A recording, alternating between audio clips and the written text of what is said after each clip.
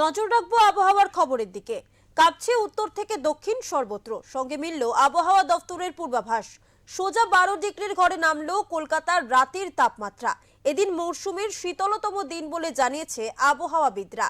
তবে শুধু শহর কলকাতা নয়, হাওয়া অফিস সূত্রের খবর, জেলায় জেলায়ও পারদ পতন হবে আগামী দুদিন। হাওড়া, হুগলি, 24 পরগনা সহ দক্ষিণবঙ্গের প্রায় সব জেলাতেই আবহাওয়া মোটের উপরে শুষ্ক থাকবে।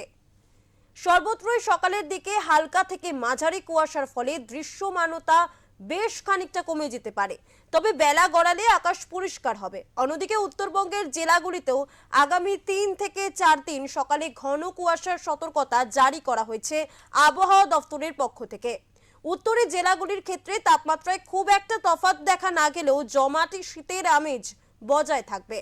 কলকাতায় দিনের তাপমাত্রা 21.2 ডিগ্রি এবং রাতের তাপমাত্রা 12.9 ডিগ্রির আশেপাশে থাকতে পারে বলেই জানিয়েছে আলিপুর আবহাওয়া দফতর।